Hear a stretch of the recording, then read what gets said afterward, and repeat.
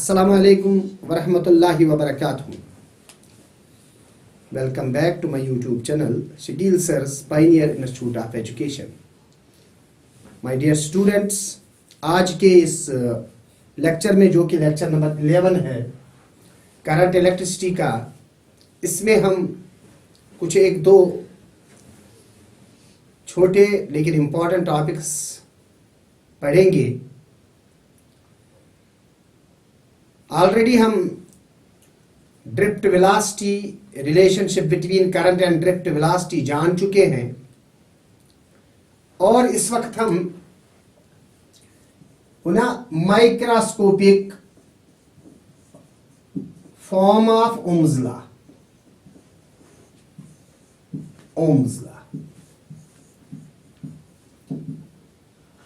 ये जानेंगे।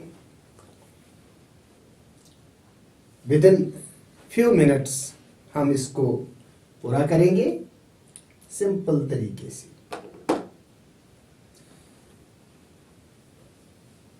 Dear students, we know that drift velocity जो ऑलरेडी हम पढ़ चुके हैं is E into E divided by M into tau.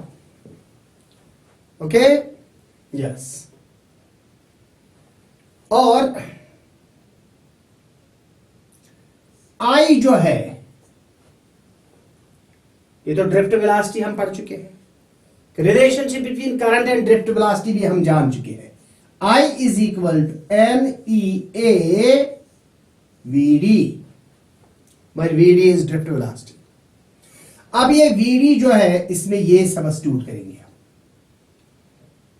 तो हम I लिखेंगे, I is equal to NEA, VD के बदले क्या लिखेंगे, EE divided by M into tau. Tau is the relaxation time, E is electric field. Small e is charge on electron, A is the area of cross section of conductor, N is the number density of electrons, and M is the mass of electron. I is current flowing through a conductor. हम कह सकते हैं ना, I divided by A, इस A को यहां shift करके ये डिवाइड हो जाएगा, is equal to N E into E is E square, शाबाश, डिवाइडेड बाय M इंटू बोलिए A। और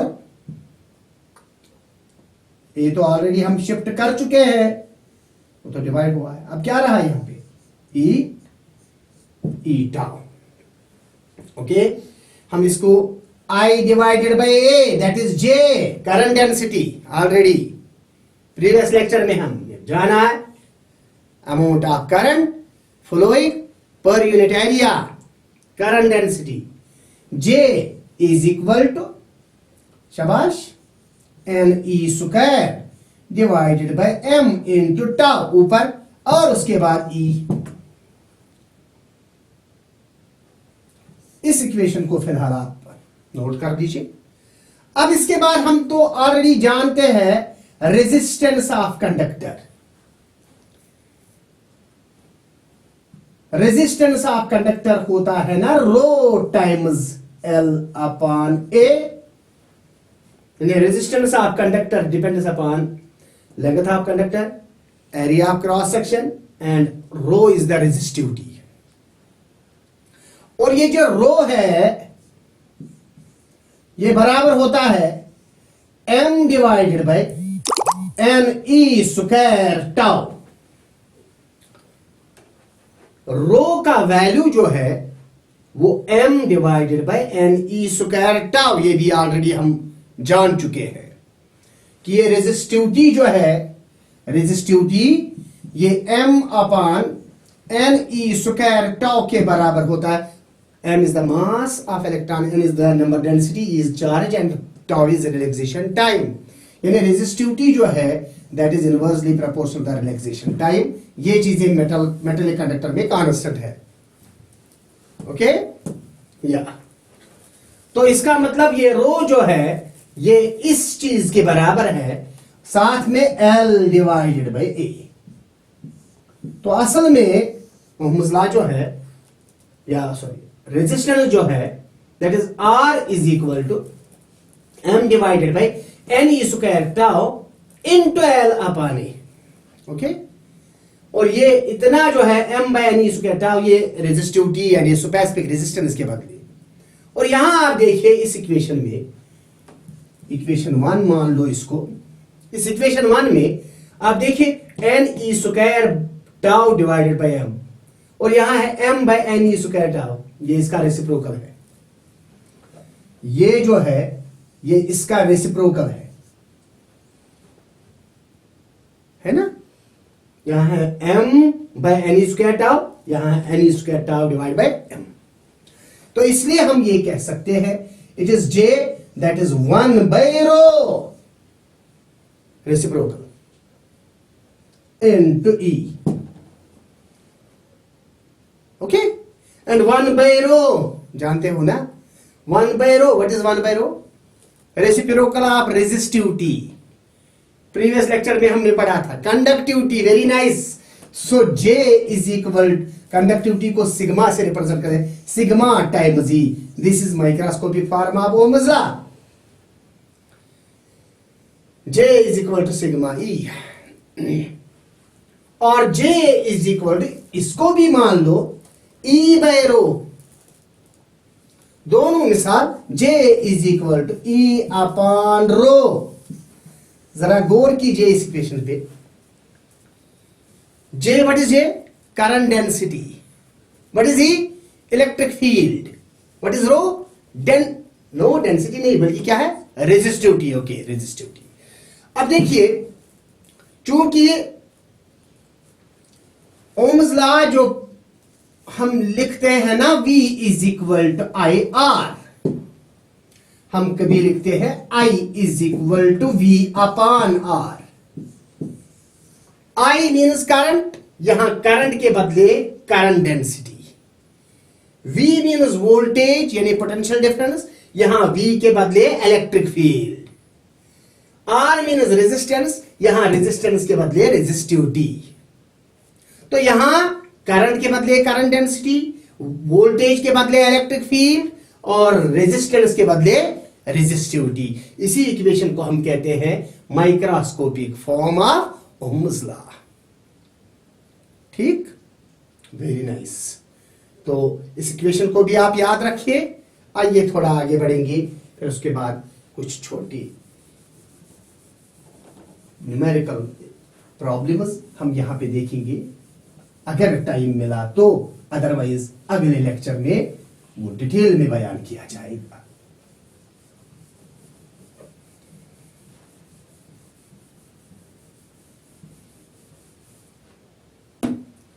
अब हम जान गए, शाबाश, बोलिए, current density is equal to 1 by rho times E।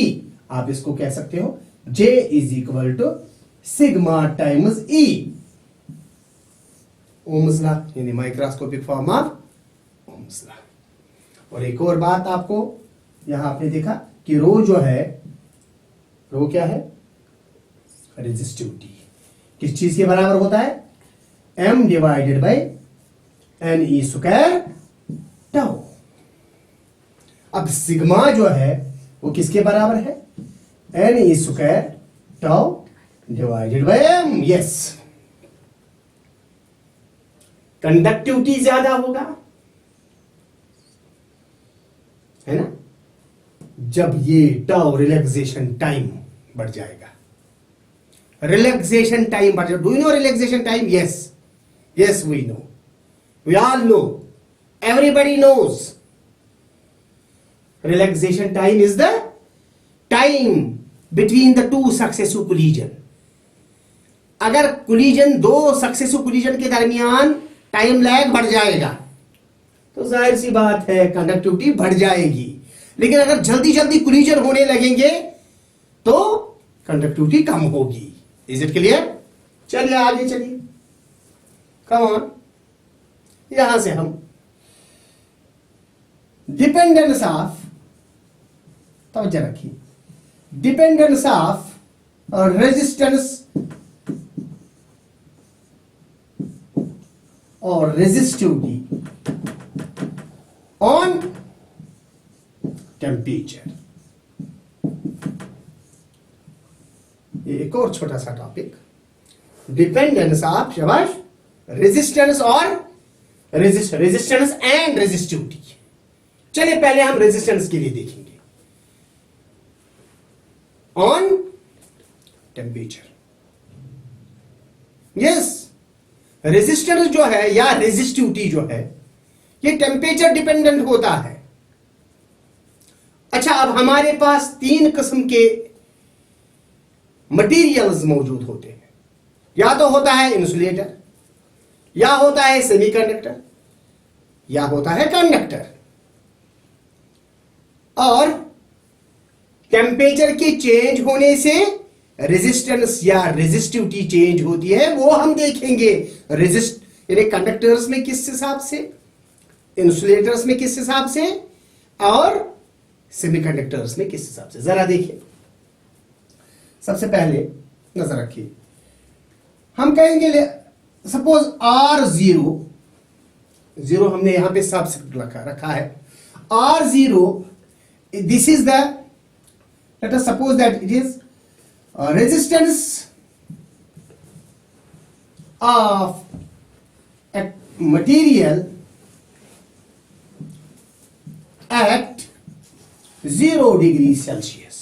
जरा नजर रखिए, 0 डिग्री टेम्परेचर पे ये R0 रेजिस्टेंस है किसी चीज की, ओके। RT ये है resistance of the same material at T degree centigrade.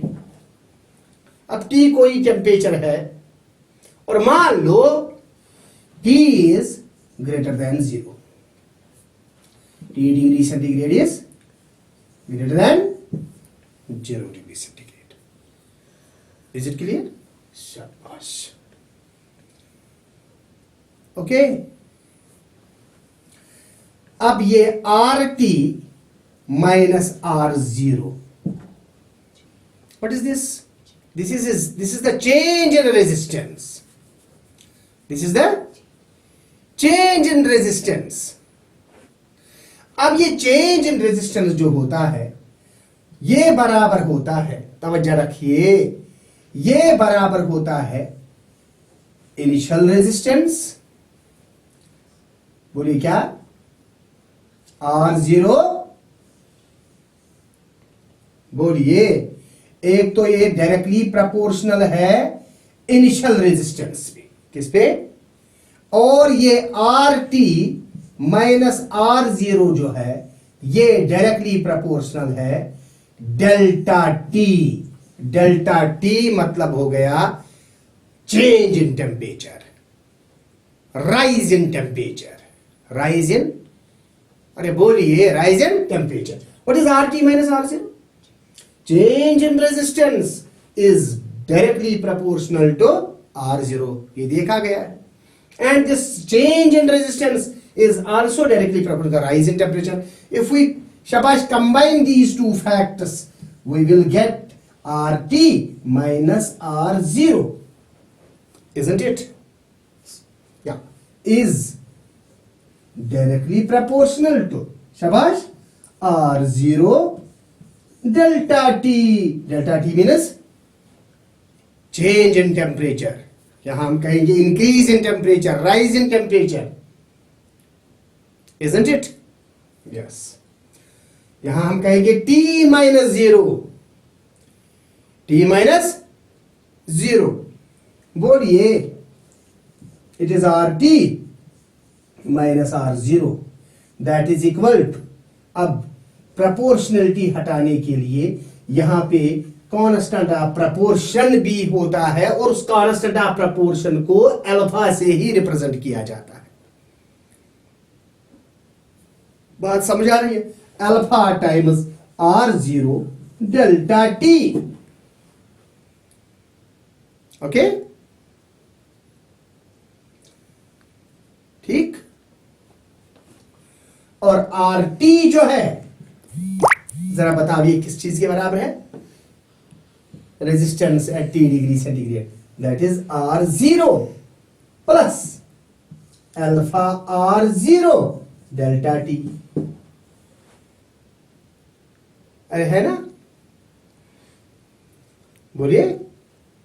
हम यहां से ये RT निकाल सकते हैं, रेजिस्टेंस है T degree centigrade. If we know initial resistance, if we know the change in temperature, if we know this constant, and this constant alpha is known as temperature coefficient, this constant alpha is known as temperature coefficient, और अब इस temperature coefficient को भी हम यहां निकाल सकते हैं।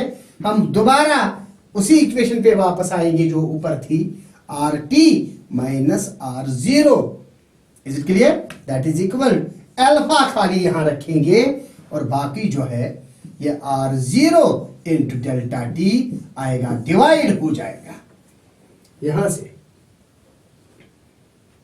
सो RT minus R0 divide by R0 delta T is equal to alpha.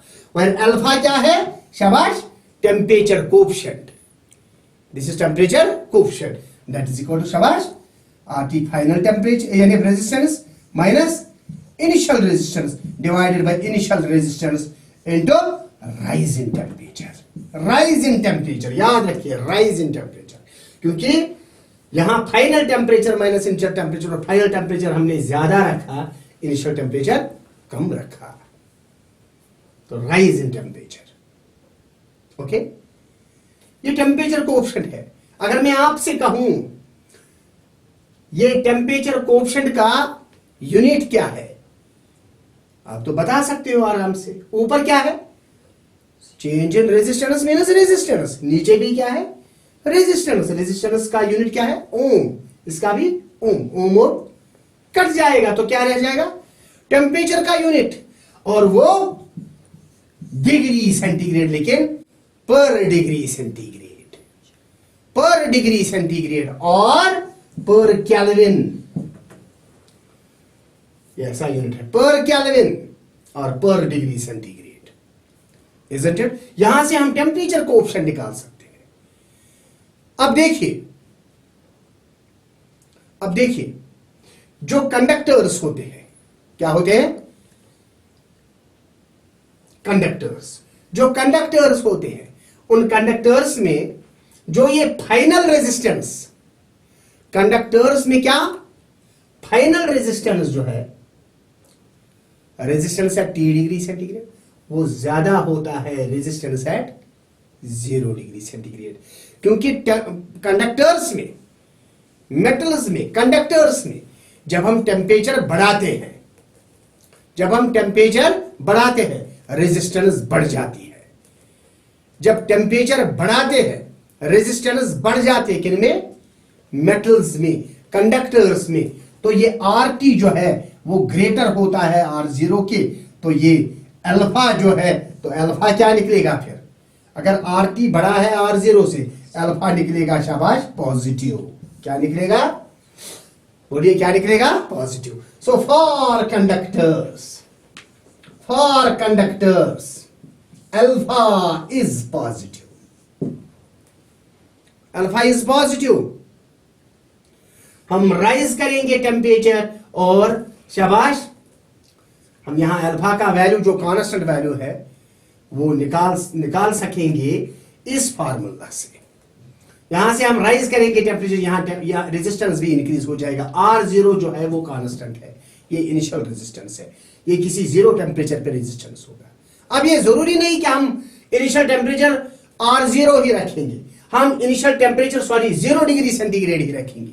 चलो हम इनिशियल टेम्परेचर 10 डिग्री सेंटीग्रेड रखेंगे, और फिर 50 डिग्री सेंटीग्रेड पे जो रेजिस्टेंस होगी उसको हम कहेंगे final resistance, isn't it? Yes. अब हम देखेंगे alpha is equal to RT minus R0 divide by R0 into delta T. अब देखिए RT बड़ा है किससे? R0। किन के लिए? कंडक्टर्स के। तो अल्फा क्या है? Positive. So alpha is positive, alpha is, so temperature coefficient is positive. इससे हमें यह पता चलता है कि रेजिस्टेंस बढ़ जाती है, resistance increases with the increase in temperature, resistance increases with the increase in temperature, यही नतीजा हम यहां से निकाल सकेंगे। अच्छा, रही बात फॉर सेमीकंडक्टर्स, बोलिए for semiconductors and insulators. Semiconductors और इंसुलेटर्स के लिए अल्फा जो है वो नेगेटिव है, याद रखो, अल्फा नेगेटिव है। अब जो सेमीकंडक्टर्स होते हैं उसमें उल्टा होता है सब कुछ। उसमें क्या होता है, जब हम टेम्परेचर बढ़ाते हैं तो रेजिस्टेंस कम हो जाती है। जितना हम टेम्परेचर बढ़ाएंगे तो रेजिस्टेंस डिक्रीज होती है, किसमें, इन शाबाश इंसुलेटर्स में और सेमीकंडक्टर्स में। सो सेमीकंडक्टर्स और इंसुलेटर्स में क्या होता है, शाबाश, रेजिस्टेंस डिक्रीज होती है। Very good, due to the increase in temperature, due to the increase in temperature. Temperature बढ़ गया, रेजिस्टेंस डिक्रीज हुआ। लेकिन कंडक्टर्स में क्या होता है, इंक्रीज होती है resistance due to increase in temperature. तो इसीलिए इंसुलेटर्स के लिए और सेमीकंडक्टर्स के लिए आरटी जो है ये क्या है, हायर टेम्परेचर पे शाबाश रेजिस्टेंस कम और लोअर टेम्परेचर पे रेजिस्टेंस ज्यादा। तो इसका मतलब R0 ज्यादा होगा, RT कम होगा और अल्फा क्या निकलेगा, negative. That is the reason alpha is negative, alpha is negative. किन के लिए अल्फा नेगेटिव है, इंसुलेटर्स और सेमीकंडक्टर्स। और किन के लिए alpha positive, for conductors, for conductors. लेकिन अब कुछ हम एलॉयज इस्तेमाल करते हैं। देखिए मिसाल के तौर पर मेरे पास एक कॉपर वायर है, मैं आपको एक एग्जांपल से समझाता हूं। मेरे पास एक कॉपर वायर है, अब मैं उस कॉपर वायर की रेजिस्टेंस निकालता हूं। एक लंबी अच्छी खासी लंबी कॉपर वायर मेरे पास है, थिन कॉपर वायर जिसकी लेंथ भी बहुत ज्यादा है। मैं उसकी रेजिस्टेंस निकालता हूं ओम्स लॉ apparatus इस्तेमाल करके या व्हीटस्टोन ब्रिज का तरीका इस्तेमाल करके, मीटर ब्रिज इस्तेमाल करके मैं उसकी रेजिस्टेंस निकाल रहा हूं।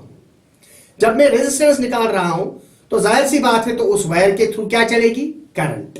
और जब करंट चलेगी हम देखते हैं कि वो वायर जो है जल्दी हॉट हो जाती है, गर्म हो जाती है। वायर गर्म हो जाती है, हॉट हो जाती है। और हम क्या देखते हैं कि एक ऑब्जर्वेशन में हम उसकी रेजिस्टेंस मान लो 1 ओम और दूसरी तीसरी चौथी ऑब्जर्वेशन में हम उसकी रेजिस्टेंस 7 ओम 8 ओम 10 ओम तक भी देख सकते हैं। यानी उसकी रेजिस्टेंस इंक्रीज होती है। क्यों इंक्रीज हुई, क्योंकि उसका टेम्परेचर जो बढ़ गया है, उसका टेम्परेचर जो बढ़ गया है उसी वजह से उसकी रेजिस्टेंस इंक्रीज हो जाती है। लेकिन ये कॉपर वायर, एल्युमिनियम वायर, इसीलिए हम प्रैक्टिकल लैब्स में, हम अपनी प्रैक्टिकल लैब्स में कुछ एलॉयज इस्तेमाल करते हैं, कुछ एलॉयज इस्तेमाल करते हैं जो हम रेजिस्टर्स के तौर इस्तेमाल करते हैं। जिनको हम रेजिस्टेंस के तौर इस्तेमाल करते हैं कुछ एलॉयज को इस्तेमाल करके। मसलन हम कॉन्स्टेंटन का इस्तेमाल करते हैं जो कॉपर और निकल की एलॉय होती है। बात समझ आई, हम कॉन्स्टेंटन इस्तेमाल करते हैं, हम मैग्नीन इस्तेमाल करते हैं जिसमें कॉपर, निकल और मैग्नीज होता है, उसी की एलॉय। अच्छा, उनमें क्या खास बात है, उनमें यह खास बात है कि जब वो एलॉय बनाई जाती है, जब उस एलॉय के थ्रू करंट भेजी जाती है, जब उस वायर के थ्रू करंट भेजी जाती है, कॉन्स्टेंटन वायर या मैग्नीन वायर के थ्रू करंट भेजी जाती है, अगर ज्यादा देर तक भी करंट चालू रहे तो वो हॉट ज्यादा नहीं होती है। अगर होती भी है थोड़ा सा, उसकी रेजिस्टेंस ज्यादा चेंज नहीं होती है। Is it clear? हां, रेजिस्टेंस उसमें भी बढ़ जाता है लेकिन थोड़ा सा बढ़ जाता है, स्लाइट चेंज होता है, नेग्लिजिबली स्मॉल चेंज होता है। Is it clear? That is why constantan wire, constantan material और मैग्नीन material, these materials are used as standard coils in our practical labs, in our practical labs. तो यही reason है। दरअसल हम क्या कहेंगे, फॉर एलॉयज, एलॉयज के लिए यहां पे लिखूंगा मैं अब, एलॉयज के लिए, फॉर एलॉयज लाइक कॉन्स्टेंटन, बोलिए किसमें, कॉन्स्टेंटन और manganin, manganin which are used as standard coils. शाबाश। अल्फा जो है is positive but very weak, very weak, यानी बढ़ जाती है रेजिस्टेंस टेम्परेचर के बढ़ने से, लेकिन कुछ ज्यादा इतना असर नहीं होता है। स्लाइड चेंज होता है, रेजिस्टेंस बढ़ ही जाता है। मिसाल के तौर पर पहली ऑब्जर्वेशन हमने निकाली, हमने पाया 1 ओम। फिर तीसरी ऑब्जर्वेशन, करंट तो चालू है, कुछ 10-15 सेकंड 20 सेकंड बाद हमने दूसरी ऑब्जर्वेशन निकाली, करंट रेजिस्टेंस निकलेगा 1 ओम।